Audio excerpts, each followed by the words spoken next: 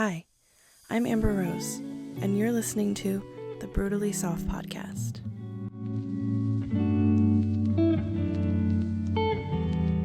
Hello, everyone.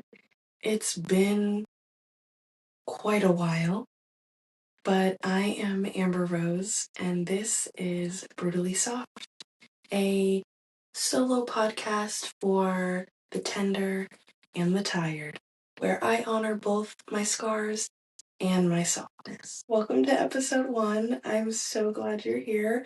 If this is your first time listening, I'm going to give you a little rundown of what Brutally Soft is all about. Brutally Soft is about softness as survival, brutality as a byproduct, and healing as a choice.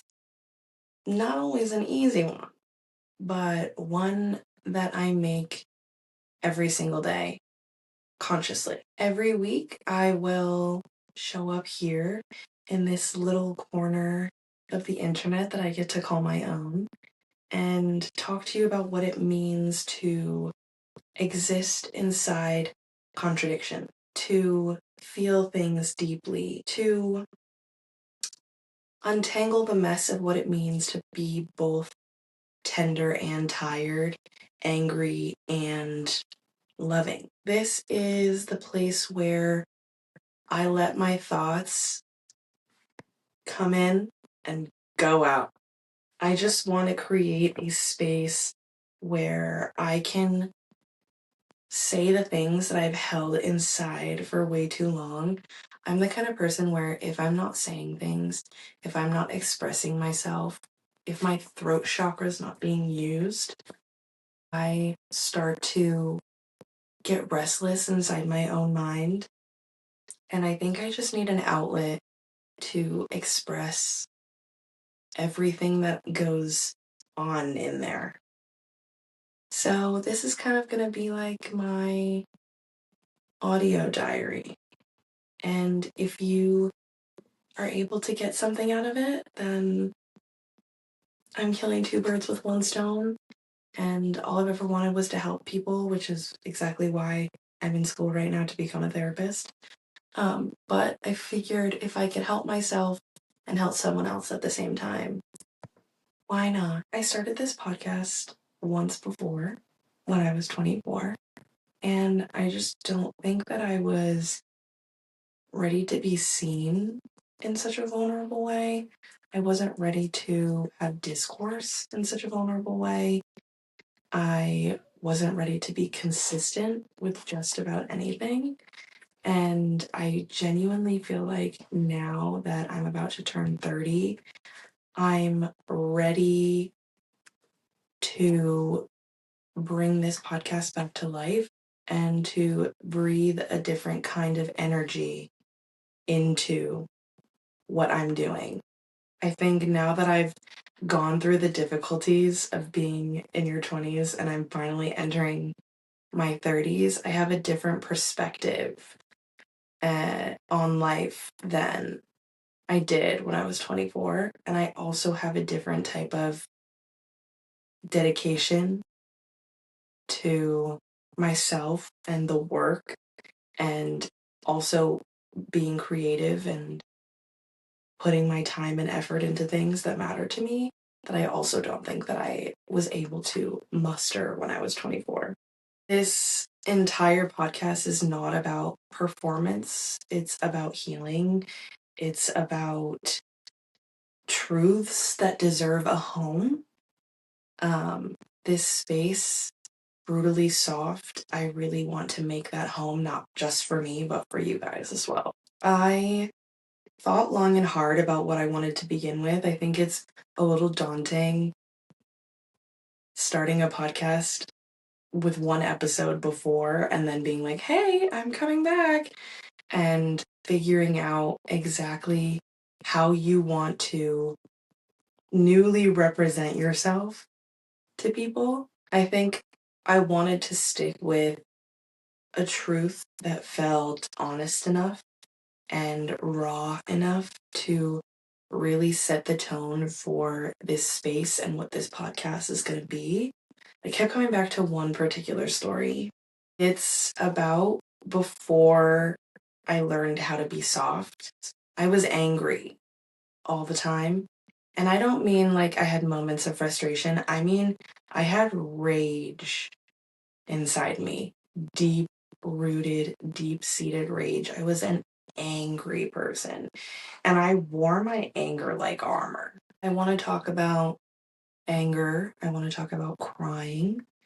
I want to talk about how I had to learn softness like a language that I was never taught, and how choosing it deliberately and tenderly became the strongest thing I've ever done.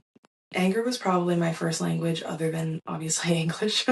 It lived in me in a way that I couldn't fully contain it. I remember being young, and at the drop of a hat, I could get embarrassed or sad or frustrated and immediately be filled with anger. But I don't feel like I was ever able to show it in a safe or productive way.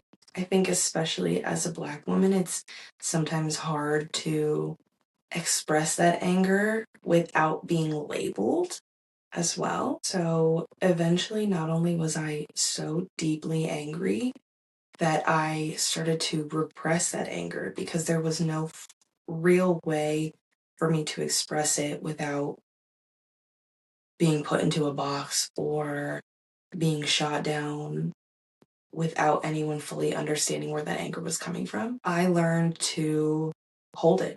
I learned to quiet it. I learned to swallow my feelings before anyone could use them against me. I didn't necessarily grow up in the safest environment. I didn't cry for real for a long time. If I did, it was usually for a minute and then I would lock it down. I remember um, crying in college about something. I don't even remember what at this point, but my college roommate, I was crying around her. And I remember closing my eyes and taking just a deep breath and then opening my eyes and being like, done. I'm not doing that anymore. And it was like less than a minute where tears were streaming down my face and I was like, yep, done. And my college roommate looked at me at the time and was like, Amber, that's not normal. And I was like, what? I had I had just been doing that for so long that there was no part of me that was like, oh, this isn't a normal way to behave. This isn't a normal way to feel feelings. And she was like, Amber, that's not okay. Just let yourself cry. You need to let yourself feel that. I genuinely realized I didn't know how in that moment. And I think I sat with that for a long time. And I don't think I was fully ready at that point to be like, yeah, I'm going to feel my feelings. But I thought about it every time I felt like I wanted to cry, or every time I started crying. I thought about what she said and I was like, okay, this isn't normal. And I had to often, if I wanted to cry, borrow pain from books or movies or sad songs. So if I wanted to cry, if I felt inside me, I'm really angry right now and I think it's because I need to cry, I would watch a really sad movie that I knew was going to get me there. And then I could sob for a couple hours after that because it wasn't about me. And I know that's not funny. I'm not laughing because I think it's funny. I'm laughing because at this point, in hindsight, it was so ludicrous that I felt like I needed to go and read A Fault in Our Stars or The Time Traveler's Wife in order to feel something and just allow myself to cry for a couple hours. Because the second someone was like, hey, let's talk about you and cry about what you're going through, they'd dry right up. I just think for a long time, feeling nothing felt safer than feeling everything.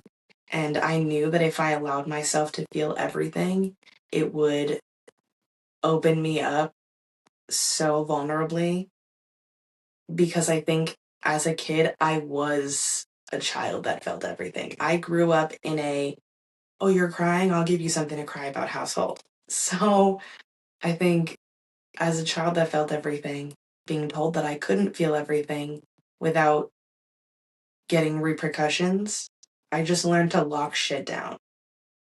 And then I met my best friend and we got closer and closer and closer, my best friend that I have now.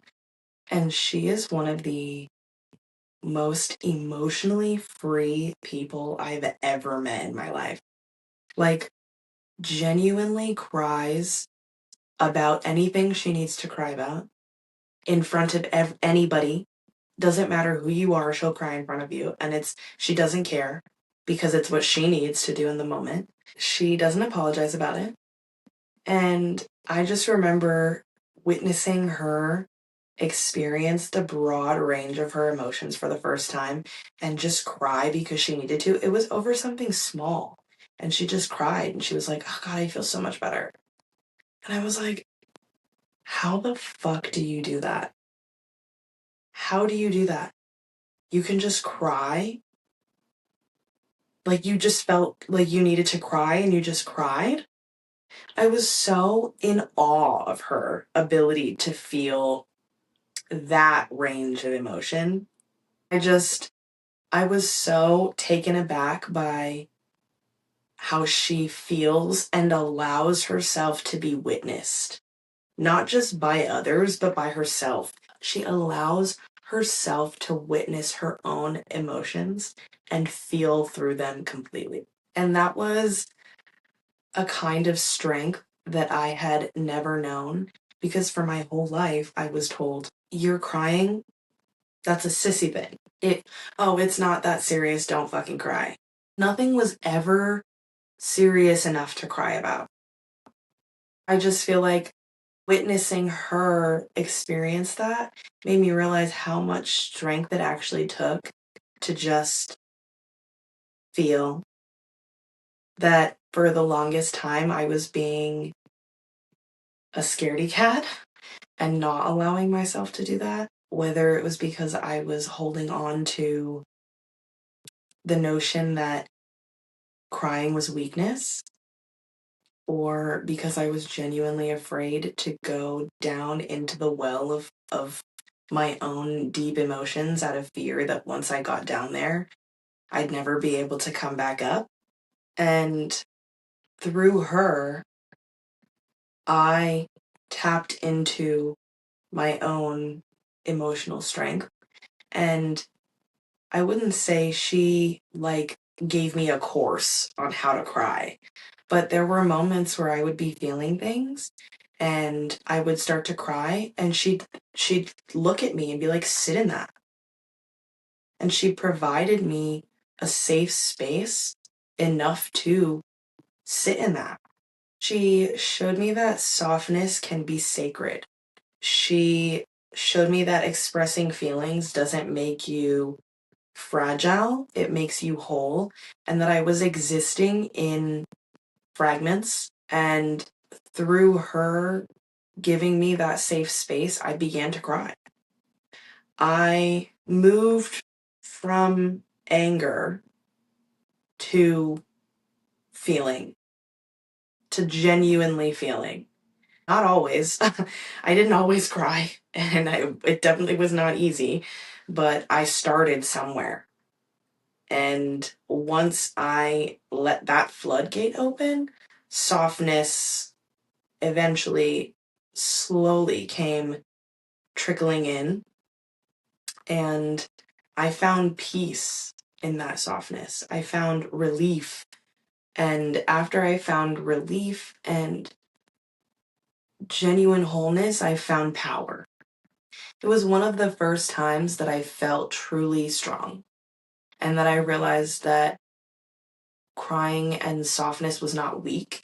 It was extremely brave, especially as a woman, as a Black woman, to show up with anger and to maneuver through that into softness and allow myself to not only be witnessed by her, but allow myself to witness myself fully without the narratives that I'd been taught and the things that I've been told were the hallmarks of strength.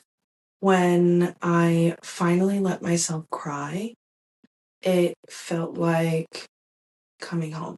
It felt like opening a door that had been barricaded for decades. I started allowing softness in small ways, resting when I was tired, or speaking when I was scared, or letting people see me. Not the curated version, just me. In the full, blinding beauty of my raw emotions. You know that saying, the wolf you feed is the one that grows? I had been feeding anger for so long, it had grown so big that it had eclipsed all the other feelings I could have and should have been feeding. And I feed my softness now. And that softness has grown tenfold. And what's beautiful about that is this brutal softness I've cultivated and have been feeding. It's been feeding me right back. It's changed how I love. It's changed how I connect, how I hold people, how I hold myself.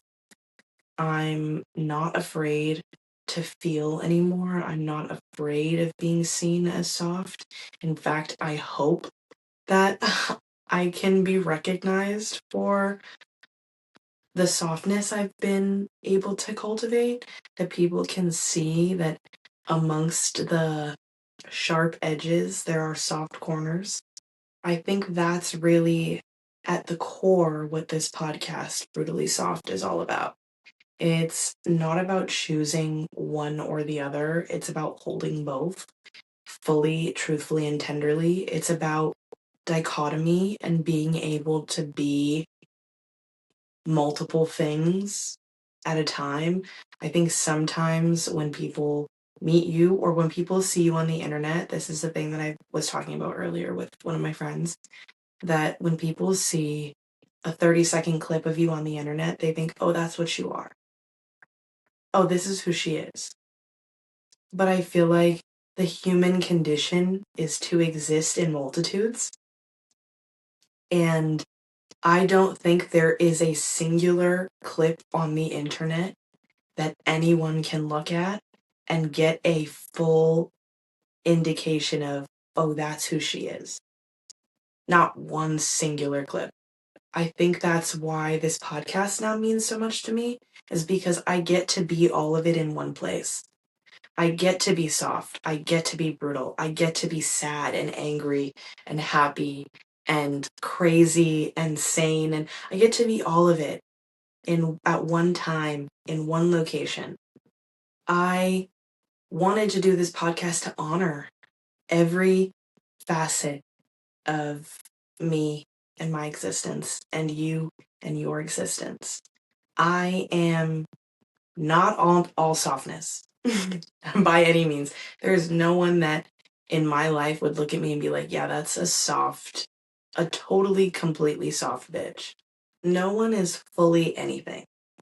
I am not all softness. I never will be.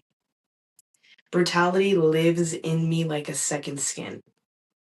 I have been through way too much to not be just a little brutal. It still rises first when I'm hurt or upset or triggered. That's the first emotion that comes forward for me when I'm triggered or upset, is anger. And the fact that I now meet that anger with softness and understanding, and I let that version of me be heard, and then I put her to bed, is a testament to the work that I've done. And it's also a balance that I know I need to walk in order to survive and live wholly and happily. So yeah, that's what brutally soft means to me. and what I'm hoping it comes to mean to you. Every week, I'm going to give you my soft spot and my one brutal truth. So this week, my soft spot is this: letting myself express, letting myself be vulnerable, letting myself talk into a camera and not want to shy away from putting every facet of myself onto the internet, being proud of myself for coming this far and being able to have these conversations in the way that I'm able to have them right now, for creating this corner on the internet that I can come to and that we can come to together to have conversations about love and healing and what it means to exist as a human being within this construct, what it means to exist in multitudes. My one brutal truth is that sometimes I still think I have to be extraordinary to be loved. I forget that being human is enough. That being here is enough. I forget that I can feel deeply and still be worthy and desired and wanted and chosen. But I am learning still. I don't have to be quiet to be soft. Softness and quietness and submission are very different things. Don't get it twisted. Very different things. I don't have to be small to be safe. I can take up space and cry inside it, and I can be emotional and loved for it, not in spite of it. This first episode has just been to kind of let you see where we're going and introduce you to me and what this podcast means to me and give you an indication of what it's going to look like to meet each other in this space. I want to thank you for being here, for this return that I'm making to this podcast, for this new beginning, and for this softness that we're cultivating together. It took me 6 years. Whoa, it took me 6 years to come back to this mic. I came back more whole than I ever thought I'd be. This space is sacred to me. Not because I'm perfect at it. I'm definitely not. There have been so many technical difficulties that I'm sure you will see in the editing because I've had to stop a couple times. Not because I feel like what I have to say is more important than anybody else, but because I've learned that speaking honestly is holy. It's important that there is someone out there that needs to hear what I have to say, even if that person is just me. This podcast is where I let the mess breathe, where I let the softness rise, and where I give myself the thing I was never taught to give myself: gentleness. Episodes will drop every Friday, and next week we're going to go a little deeper. Next week I'll be talking about what it means to love someone deeply and be so in love with someone and still miss parts of yourself in the process. If this held you, softened you, or made you feel a little more seen, share it or don't. Just come back next week. But until then, feed the wolf that softens you. And remember that you're allowed to be both brutal, soft, and everything in between. Where's their clock ticking? That needs to be removed immediately. You're literally by yourself. You're fine. Ew, I feel like I can literally hear my mouth sounds. That's disgusting. Go. Nope, go. Sit.